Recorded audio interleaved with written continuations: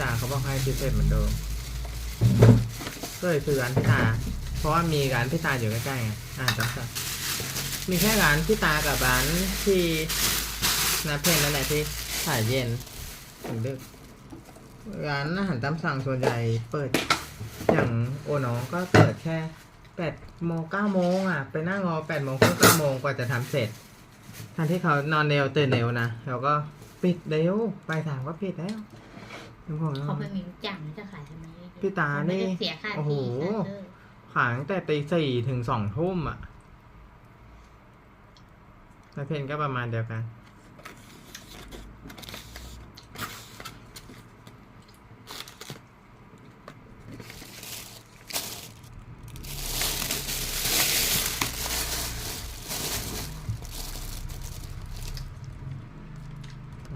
ฟังน้ำกิน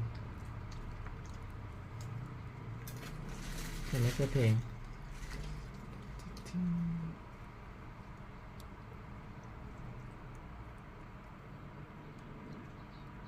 อันนี้เป็นหน่อไม้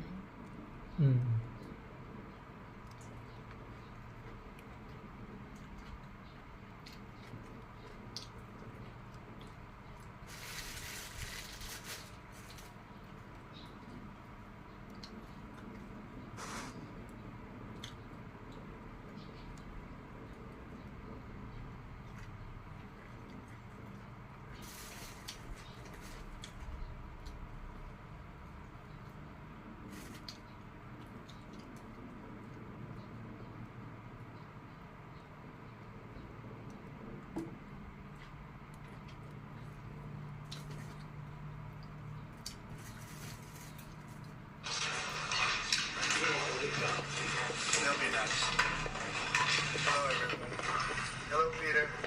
President Trump, how are you today? You're a big star. How are you? I'm doing very well, Mr. President. How are you? Good job, you know.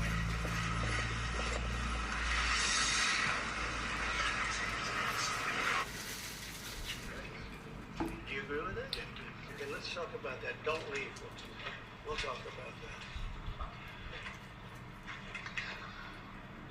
Hello, everybody.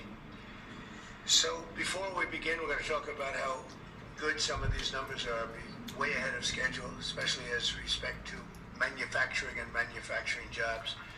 It's taking hold, and we've only been here a few weeks, but it's really, it's going to be something. I don't know if the rest of the world likes it, but people in the U.S. like it. That I can tell you. If I might, could you talk about the student loan situation, please? So later this afternoon, we're going to have prepared for your signature an executive order dealing with the Public Service Loan Forgiveness Program.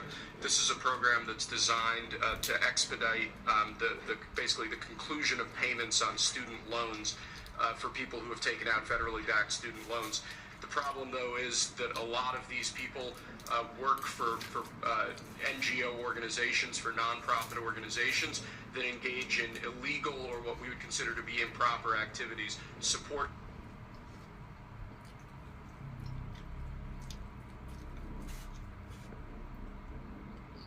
To the President of Mexico, wonderful woman today, and we helped them out with the problem they were having to do with the tariffs, short-term tariffs, and we had a very good conversation.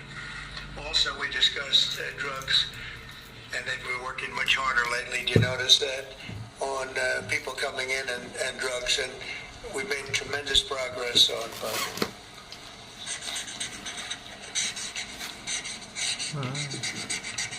President Trump, what's your thought about why the markets are so spooked? Do you think they don't like the tariffs, or do they not like the uncertainty with some of the changes that have been announced? Well, a lot of them are globalist countries and companies that won't be doing as well because we're taking back things that have been taken from us many years ago. We've been treated very unfairly as a country. We protect everybody. We do everything for all these countries, and a lot of these are globalist in nature. You know, they have, if you're outside of the United States, it's going to be a little bit different. We just weren't treated right. We were ripped off as a country. I've been saying it for a long time.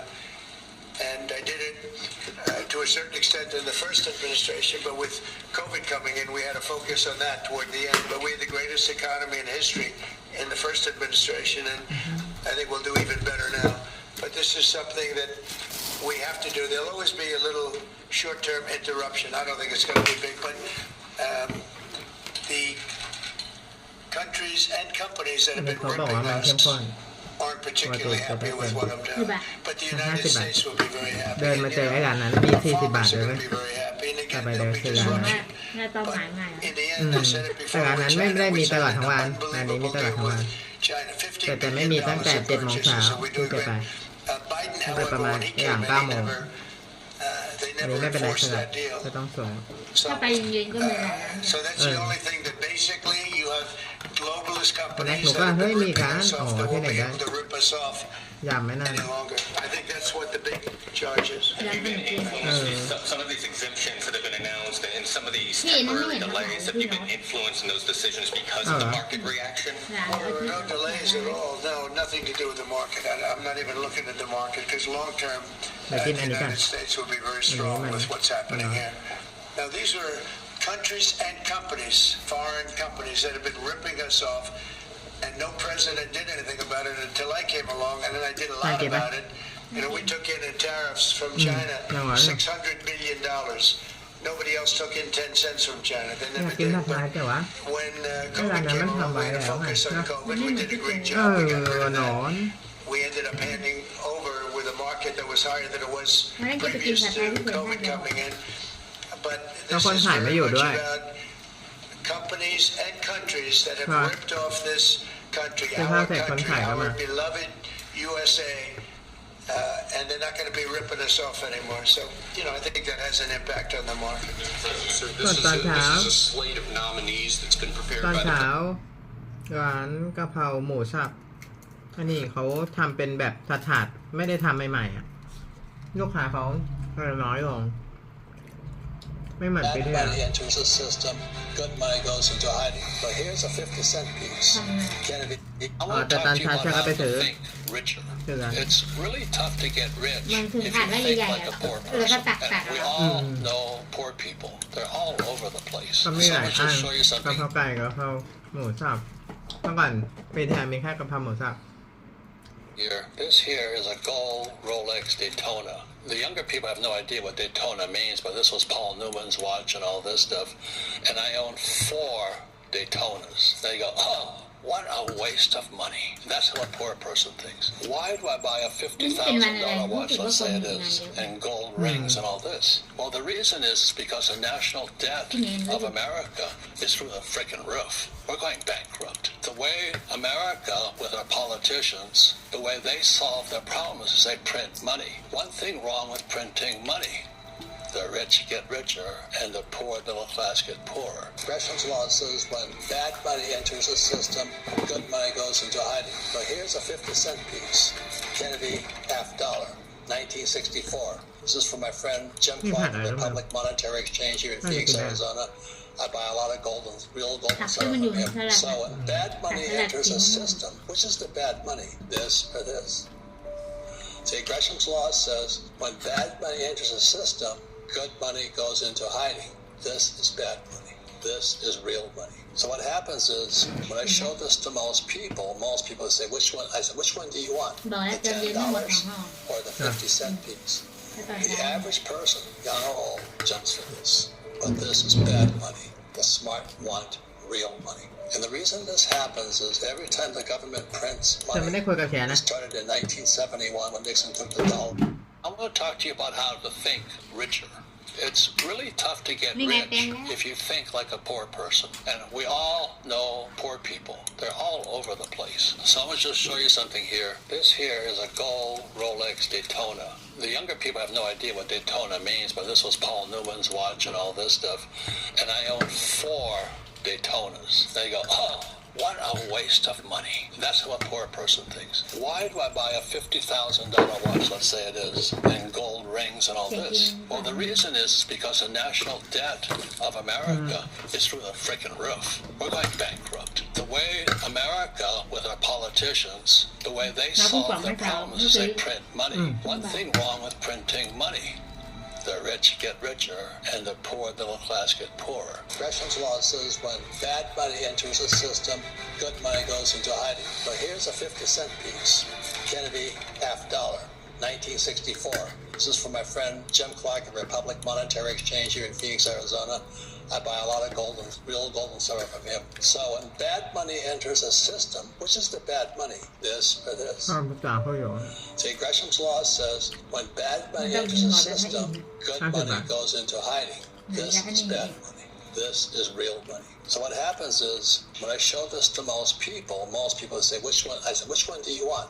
The $10 or the 50-cent piece? The average person, young or old, jumps for this. But this is bad money. The smart want real money. And the reason this happens is every time the government prints money, it started in 1971 when Nixon took the dollar off the gold standard. Every time you print money, the rich get richer. Let me say it again. When you print money, governments print money, which are printing all over the world today, the rich are getting richer because assets go up in value. What else goes up in price are food, eggs, and stuff like this.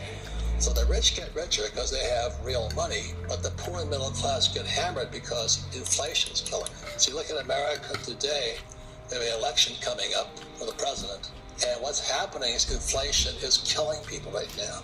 This is takes more and more of these to buy one of these here. So you understand Gresham's law. When bad money enters a system, this is bad money. This goes into hiding. So Republic Monetary Exchange here in Phoenix, this is in hiding. This 50-cent piece is worth a lot more than this. So when we're talking about why do I buy assets, why do I buy real estate? Because when I use debt is this fake money here.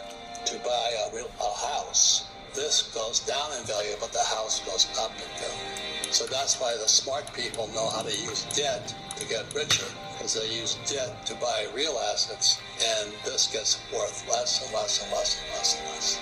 It's Gresham's law.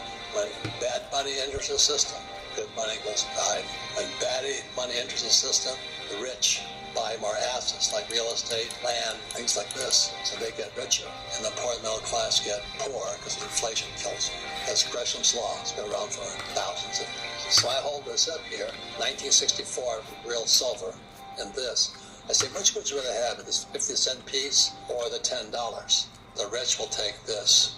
Poor middle class will take this. Let me explain this. When you print money, the price of assets go up. Like my apartment houses go up, the price of oil goes up, and things like this. So what happens is you print money, the price of oil goes up, but so does the cost of a chicken. Because a chicken takes gas to get it to the supermarket. So you go to the supermarket, why is this chicken $10 today, whatever it is? I don't pay attention to that stuff. But we're printing so much money. Today, this here, the solid gold watch, I've been buying gold since it was $50 an ounce. That's why I own gold mines.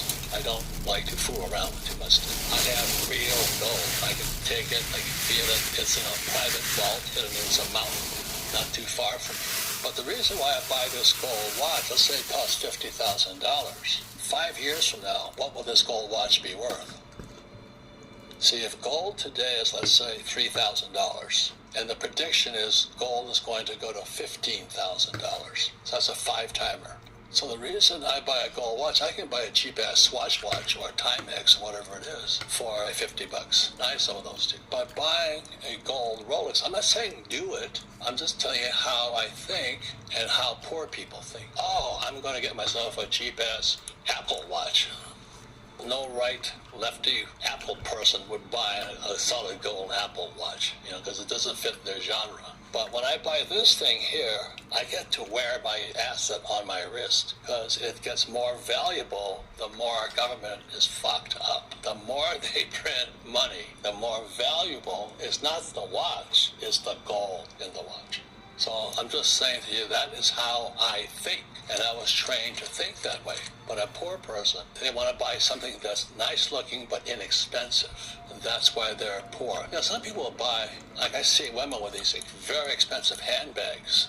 I hate to tell you this. The only place that's going to be good for is a Salvation Army thrift store. But they have some Gucci bag or something, or they got Gucci shoes, or whatever they have. But there's nothing wrong with wearing your assets on your wrist or gold earrings, because it's not the earring, it's the gold.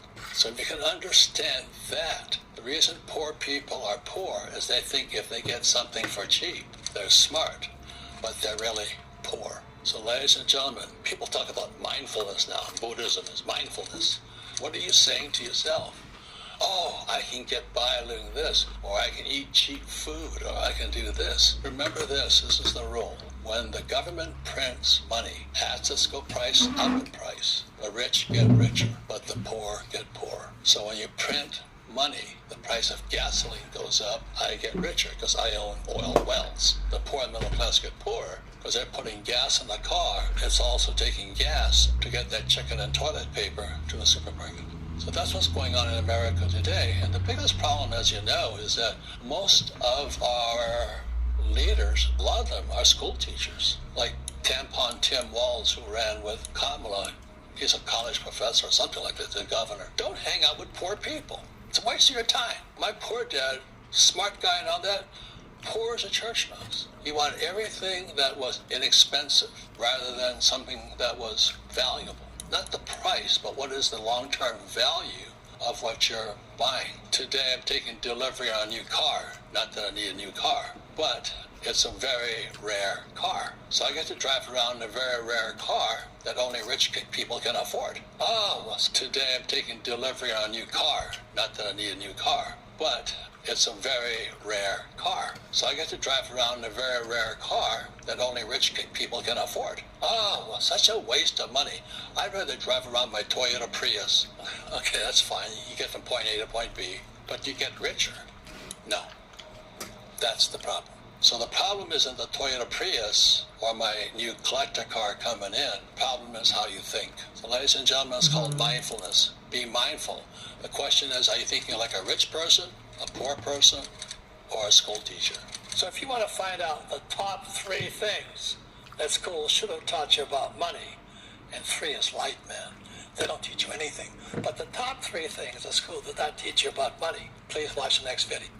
I'm going to talk about today the top 3 things schools do not teach you about money. So number 1, you want to be rich. Financial literacy is, do you speak the language of money?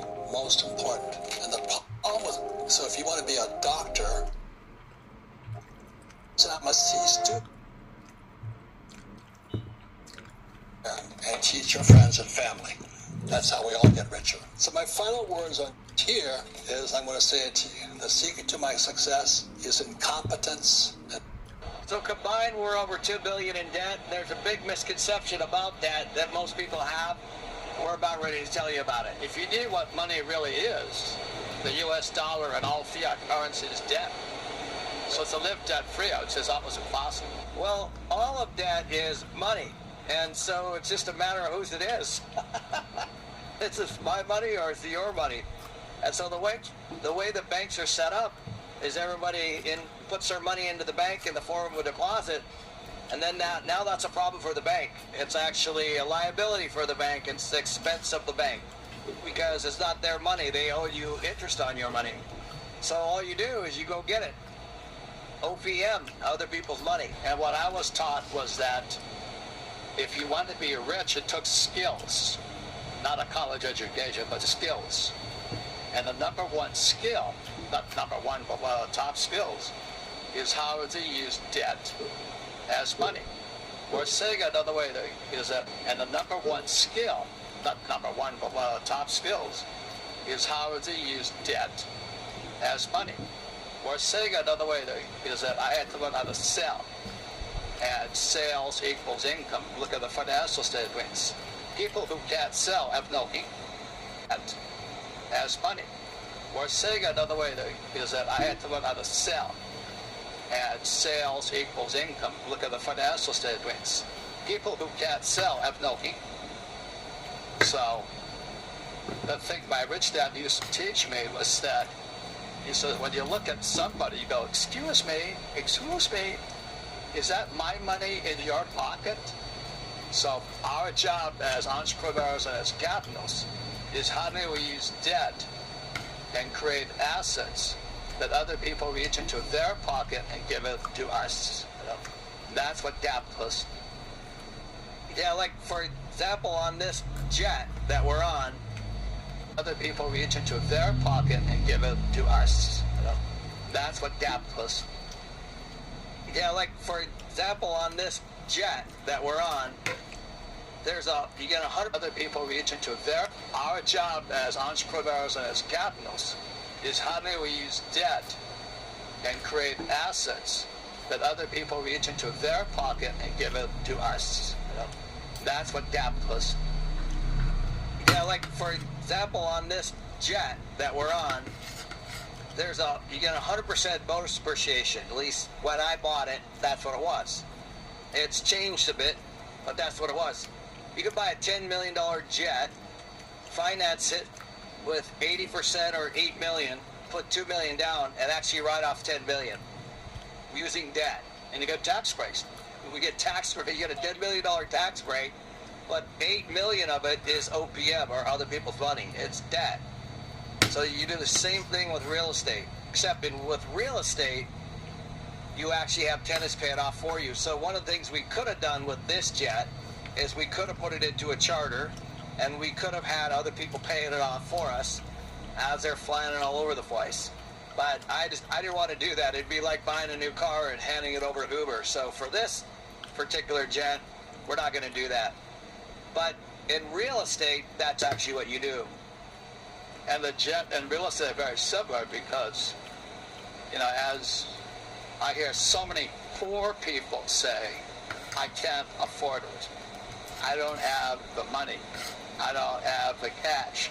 That's why they're poor.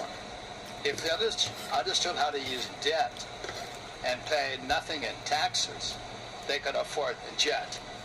But instead, because they've been programmed, these experts who say live debt-free, they just say I can't afford it because there's always kind of two categories. There's good debt and bad debt. We talk about this a lot. So what a lot of people talk about is bad debt. So unfortunately, they believe debt is a bad word. So bad debt is buying things that depreciate over time. But even after we bought this, it's gone up in value by over at least $1 million since we bought it. And so this asset has appreciated. Now, there are reasons for that. But most people buy assets that appreciate, like in cars, for example, or they put things on their credit card, as an example. That's bad debt. But good debt is used for when people pay it off for you. That's the point of good debt. That could be anything. But that good debt makes you rich. Bad debt makes you poor. Some people say cut up your credit card. That's not that advice. Or when this guy Dave Ramsey said, in cars, for example, just buying things that experts who say live debt-free, they just say I can't afford it because there's always kind of two categories. There's good debt and bad debt. We talk about this a lot. So what a lot of people talk about is bad debt. So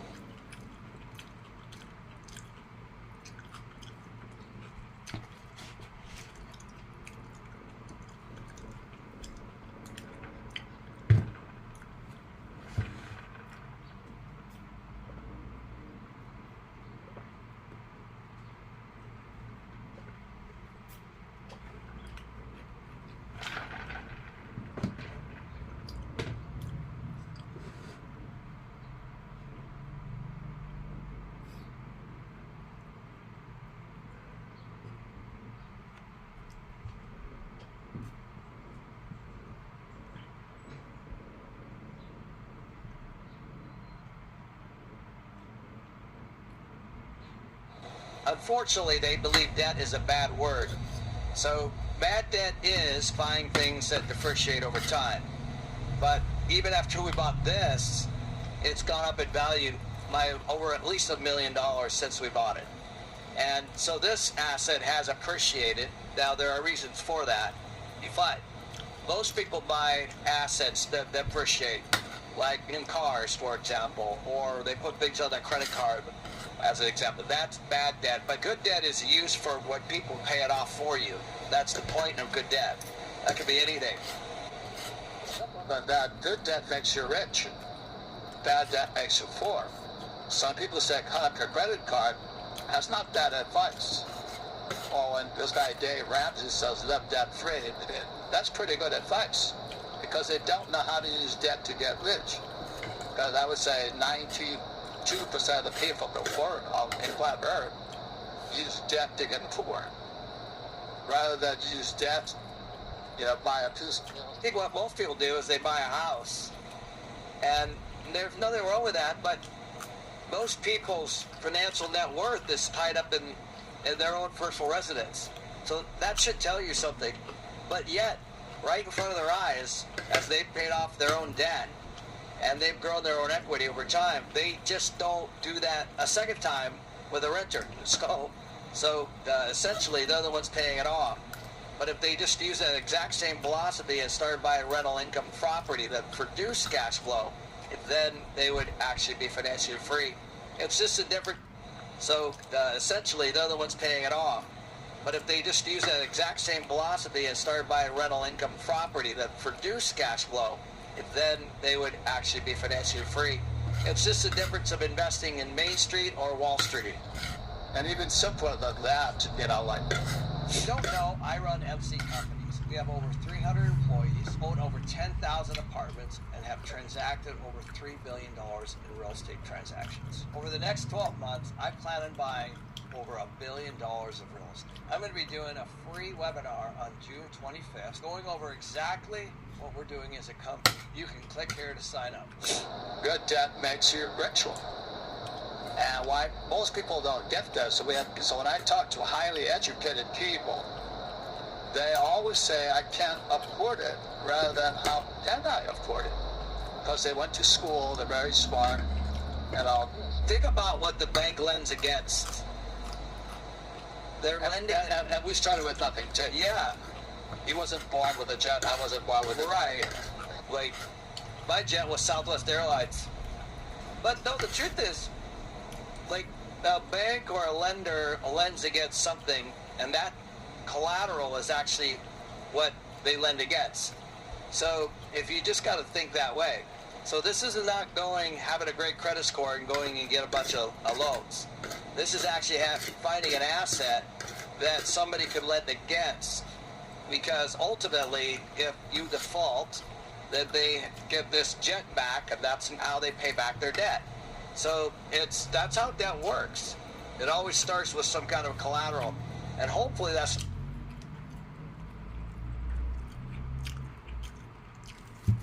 ใช่แล้วครับ like a personal guarantee, because a lot of people get in real trouble. Like that's what just happened with construction debt or bridge debt or floating debt, or maybe just some kind of a hard money loan.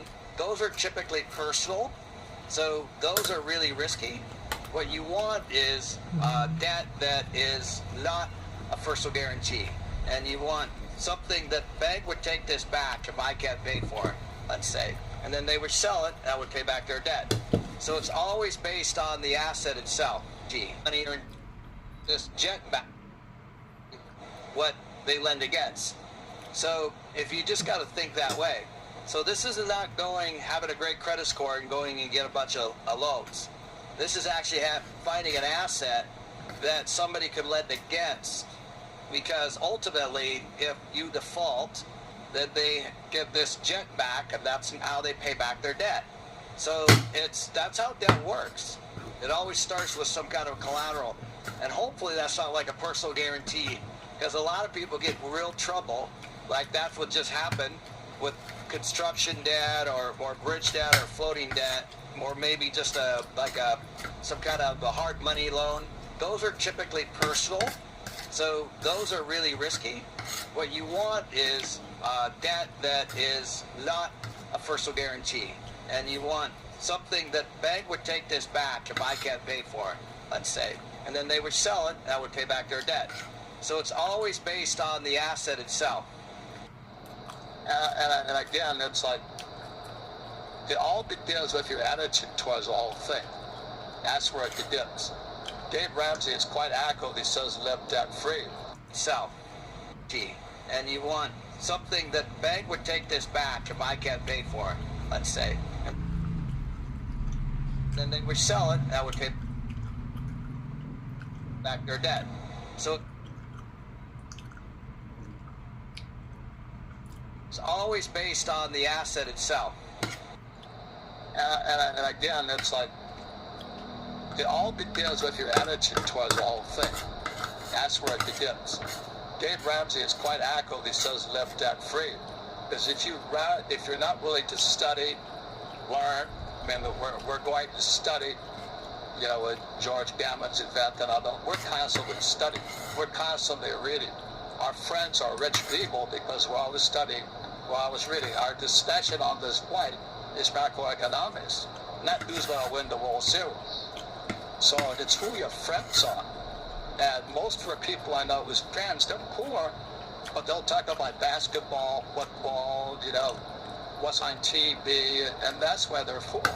So when I say buy a jet, they say, oh, I can't afford it. Or start your business, oh, that's too risky. Go to prayer, because it starts there. My poor dad always said, I'm poor. And my rich dad always said, poor people say can't afford it more than rich people. So discipline, here's my best friend's one, their rich dad was, discipline yourself to say, how can I afford it? When you say, how can I afford it? You can open your mind up and go figure out how to do it. You know, when somebody's teaching me, I often want to ask, well, get out and show us your financials, prove to us you know what you're talking about. Most people cannot. They have a lot of theory. They'll tell you how to do, tell you how to do that, but choose it. Right? I think you got to look at solving the problem for the bank. So what would that be? When a bunch of people put money into a bank in the form of a deposit, it's a problem for the bank. The bank has to lend it out in the form of debt to other people. That's how the whole system works. That's never going to change. So by buying this jet, I'm actually solving the bank's problem. But the biggest thing is we're riding on this jet and we're good friends. What do we talk about? We haven't talked about the World Series yet, have we? Have we talked about football? No, we actually pulled out all the books we're reading. We pulled out all the articles we're reading. We're talking about what each person's studying right now, and everybody's studying something a little bit different. And we're just trying to get into everybody's brains and so that we can sharpen our own. So a very important thing is what are you importing into your head? That who's your friends? What did they do for money?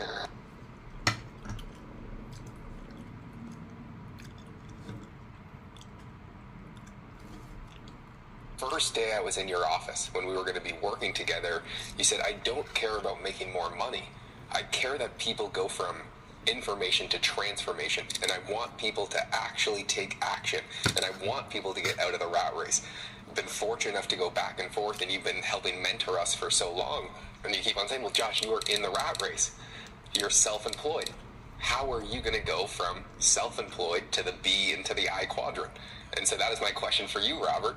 How can young people today, knowing the situation that we're in, go from self-employed or employee to B to I? What's the question? What does God want done? God wants you to ask those questions. So anyway, this is the whole of Genesis. It's always the evolution. This here's a financial statement. This is the basis of financial literacy. Income, expense, assets, liabilities. They don't teach this in school. So this was rich dad, poor dad. That's all I did. Financial literacy is what's the definition of a word? What's an income? What's an expense? Asset, liability. But more important, this here was poor dad. All he cared about was his income. What the rich care about is the balance sheet. And so the object of rich dad, poor dad, what school teachers focus on here, to what the rich focus on here. I'll just say this much. When I was flunking out of high school, because I can't write, and my poor dad was upset because he was a superintendent of education for Hawaii. Smart guy. Stanford, University of Chicago, Northwestern University. I'm flunking out of high school because I can't write. He says, that's right, son, you know, you'll be a laborer for the rest of your life. And my rich dad said,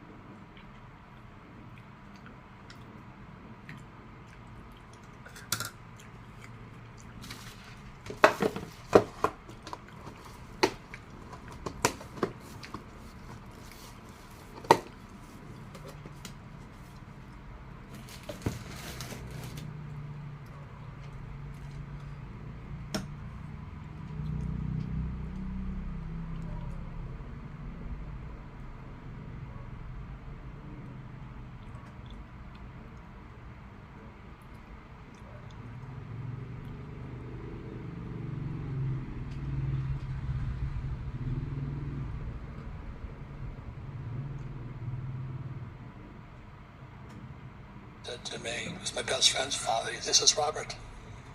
My banker's never asked me for my report card yet. I said, what? My banker doesn't care if I had good grades or not, because Rich Dad never finished school, because his father died when he was 13.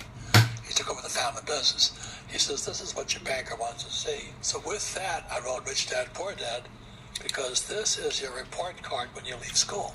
This is what your banker wants to see. And I would easily say 99% of all students your age have never seen one of these. And so no financial literacy in school. So this is book number 1. This is what you're talking about here is book number 2. So E stands for employee, S stands for small business or self-employed. B stands for big business. But B is more than just big business. It's a brand. Like Tesla's a brand. Apple is a brand. And I stands for insider. So what happens, people go to school to get a job, or if they're smart, S stands for smart, like you guys are very skillful, you become self-employed. Trouble is you get trapped here. And how do you get over to here? That's your question, because they're completely different people. I meet so many people, and they always say the same words. I'm looking for a safe, secure job with benefits. What this person is saying, I want to do it by myself. I'm the best. I want to do it by myself. The B is always saying, I'm looking for the best team. And the I is looking for, I just want to be inside the deal. See, these guys, when they invest from the outside. And my rich dad says, you want to invest from the inside. A guy like Warren Buffett invests from the inside. Another thing about Warren Buffett, he only invests in brands. Buffett would never invest in these guys here. So as a young man, I knew then that I wanted to come over here. So your question is, you guys are here now, you and PJ are here. How do you get over here? Okay. And this is book number 3. This is Rich Dad's Guide to Investing, or this one. อ๋อหมายถึงมะม่วงเหรอ ก็มันเดี๋ยวกินไม่หมดไง ตอนนี้จะแม่กินมา That was 4. And this is the BI triangle. You see the B and the I. Business is a team sport. So you guys are so competent, you can do it by yourselves. I can't do what you do. I can't do very much at all. So when I put together a business, this is called the BI triangle. On that side is this here. So E and S fill in here. There's a product. I have product designers. So you guys are developing my product for me right now. Legal is the attorney. It's not going to protect it. So when I write a book or I buy a property, there's got to be an attorney involved. Systems are the system. Like the human body is a system of systems. Air and lungs and blood and all that. A car is a system of systems. So a B and the I is putting systems together. Communications are the marketing. Sales equal income. So there's sales and marketing. And the bottom line here is cash flow. This is your accountants. And then what holds it together, I got this from military school. First lesson I learned at military school. This was my mission. Next is who's your team and who is the leader. So I went to military school in New York. First thing is mission. You put together a group of 20 guys and you got to say section 10 and you learn to lead. So military school teaches the outside here and traditional schools teach you to be inside here. So a product designer here, an attorney here, engineers here, marketing guys here. For you guys, you have to ask yourself, what's your product? Right now, you're building a product for me. I can't do what you do. You build a product, then it's got to be legal. If it's not legal, you don't own it. Somebody's going to steal it from you. The system is this. There's YouTube, get things out in. But like with me, my books go out through bookstores. So that's a system. Also goes through Amazon, which is a system. And then communications is the marketing, which you guys help me on. And then my cash flow drops here. And inside here, I've got to figure out how to protect it from taxes. And that's where you work with Kenny McElroy. Kenny McElroy and real estate guys, like Donald Trump, he's a real estate guy. They don't pay taxes legally. But then that's here too. For you guys, as young as you are, you're now saying, well, where's my team? What's my mission? That's where we're saying, what does God want done? That's the question. That's your mission. And then can you guys lead a team? And then these things start to fall in. So you guys are already good at producing product, but how do you turn it into an asset? Without the legal, it's not an asset. Like if I write a book, what is not copyrighted, it's not an asset. I can build a piece of real estate, But if it don't have boundaries and stuff, it's not an asset. So the legal makes it the product an asset.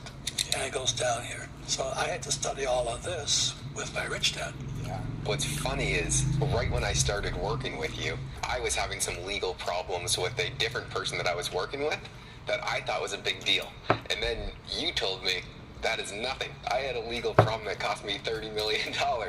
And I said, well, I guess I learned a very cheap lesson, much more expensive. Yeah, it's still a lesson. Yeah. And then there's another saying that goes, you kiss a lot of frogs to find a princess, you know. And so in here, I've gone through so many different attorneys because most attorneys are crooks.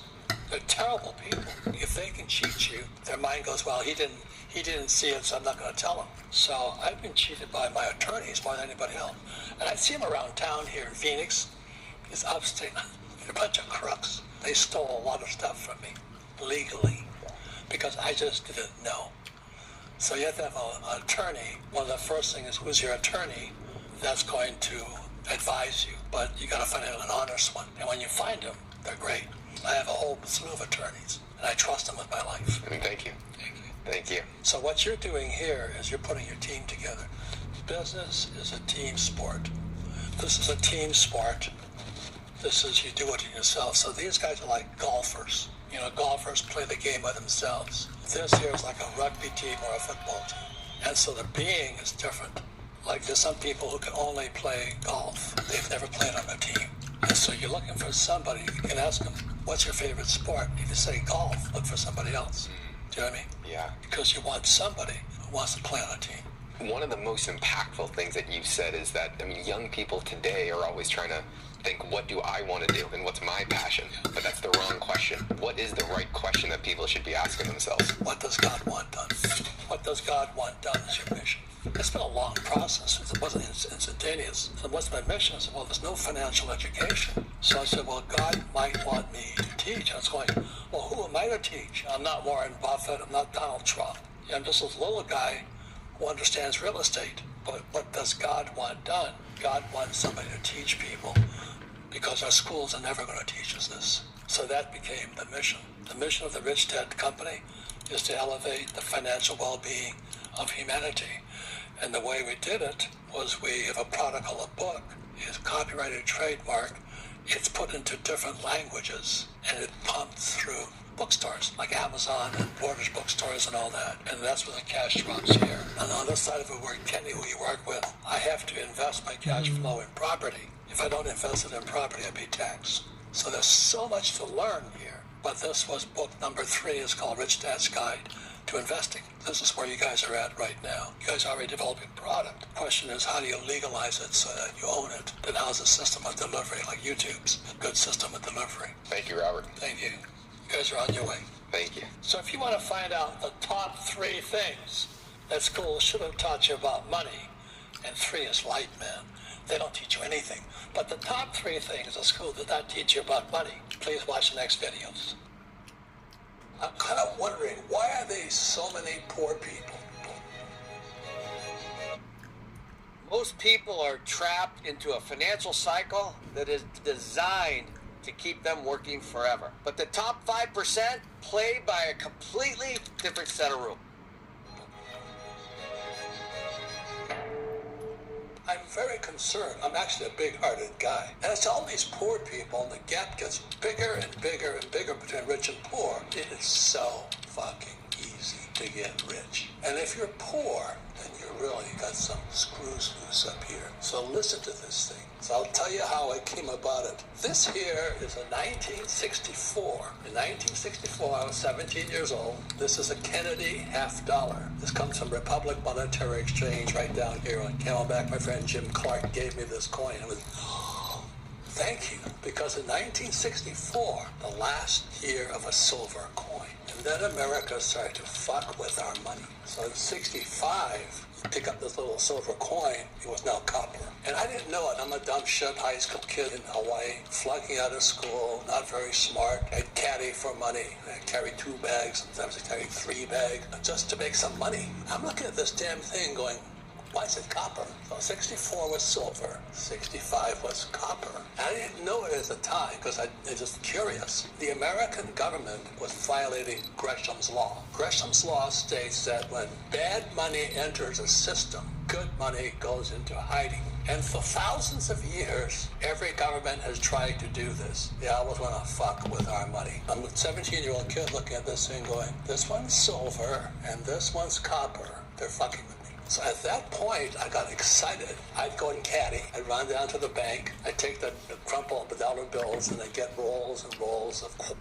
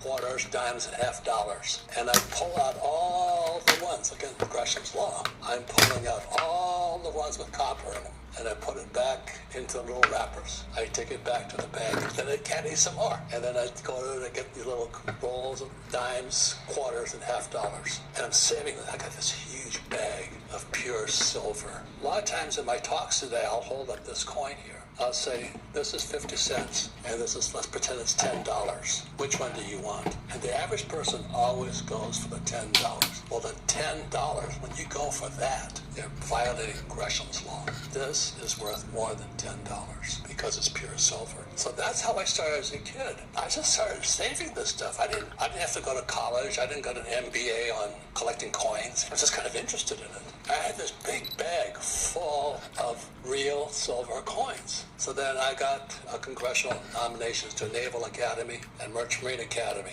I had bad grades, but I wasn't stupid. So I took Kings Point in New York, Merchant Marine Academy in New York, and I came home from Christmas vacation, and my bag of silver coins was gone. I still remember looking around, okay, who's the thief here? Well, the thief was my mother. I said, Mom, where's my bag of silver coins? She goes, oh, all that trashy stuff, I spent it. And like a lightning bolt went through my head. I went, whoa, I didn't know it. Again, it's Gresham's law. Good money goes in hiding and bad money enters the system. I realized poor people don't know good money from bad money. My family has known it. The good people, are you trashing your parents? I am. Whoa, I didn't know it. Again, it's Gresham's law. Good money goes in hiding and bad money enters the system. I realize poor people don't know good money from bad money. My family has known it. The good people, are you trashing your parents? I am. They don't know shit about money. I'm not interested in money. The love of money is the root of all evil. I may be evil to you, but I like it. So here I am busting my ass caddying, trying to get my silver coins back. That's how I got started. I was just curious. So guess what? Today I have tons of silver. And when I was collecting the stuff, it was 10 cents. Today silver is $35 an ounce. This is November 2024. Silver is $35 an ounce. Now, did this thing get more valuable, or did the dollar go down? Did the purchasing power of the dollar come down, or did this go up? The dollar is coming down. So I'll say it again. The reason poor people are poor, like my mom and dad, most of my family, they don't know real money from fake money. They don't know what Gresham's law is. They work for fake money. Today in America, this is 2024, they're printing 1 trillion fake dollars every 90 days. Let me ask this question. How long is a trillion? How big is a trillion? So if I was going to spend $1 a second how long it would take me to spend $1 trillion. $1 a second would take me 31,688 years to spend $1 trillion. And as we talk, this is November, the election's got a couple of days from now, and either Trump or Kamala will get elected. Not that it makes any difference with money, but they're printing $1 trillion. And the reason the gap between rich and poor is getting wider is because poor people don't know what real money is. Today, I have several tons of silver. I own the silver mines. I own several tons of gold. I own the gold mines. I own 71 Bitcoin. I'd rather have 71 Bitcoin than $71. But the difference between rich and poor, this gap gets bigger and wider and more dangerous because people are getting desperate. They're poor. They live on credit cards now. We're in serious trouble because poor people don't know what money is. They violate Gresham's law. They work for fake money. Oh, I got a pay raise. I'm making $100,000 a year. Well, $100,000 this year was not worth nothing, but you're working hard for money. So that's why if you read Rich Dad Poor Dad, 26 years now, #1 book in history, says the rich don't work for fake money. The rich work to acquire assets. Silver is an asset. Fake silver is a liability. And it's as simple as that. Other thing that happens is when they print money, the rich get richer. So when they print money, more fake money comes into the system. So because I own silver and gold mines, I own businesses, I own real estate, I have all that, because I have real assets, goes up. I get richer. But if you have fake assets, like fake silver dollars, say you lose money. That's the reason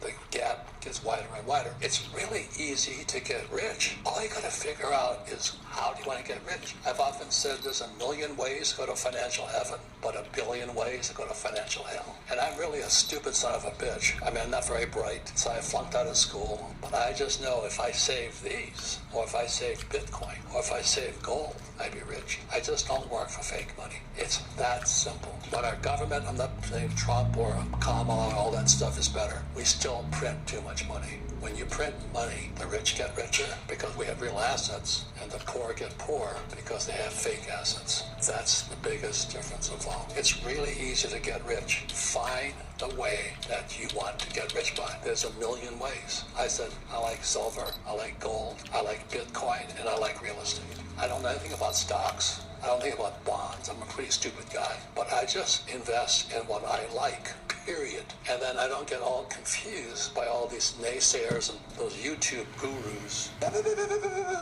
These guys are talking about silver. I have only one question. How many tons do you own? What do you mean tons? I got a little stack this big. I said, fucking loser, man. How many tons have you got? The only way I got smart is I like silver. I wanted to get more of it. Then I got gold. Then I got real estate. And I got Bitcoin. Invest in what you love. You too shall get richer. This gap between rich and poor is because poor people don't know the difference between real money and fake money. Thank you. So if you want to find out the top 3 things that school should have taught you about money, and 3 is white men. They don't teach you anything. But the top 3 things the school did not teach you about money. Please watch the next videos. Also, when I meet poor people, they don't respect property. They think property is just property. So they'll live in cheap houses or drive cheap cars or wear cheap clothes or cheap shoes. Men should never wear cheap shoes. But anyway, so I'm going to talk about my friend Josh here. So Josh, pop in the video here to tell us what happened here. So this is Josh. He's the guy behind the camera. And I'm glad he has the courage. Very good young man, strong young man. Talk about a lesson you just learned on property.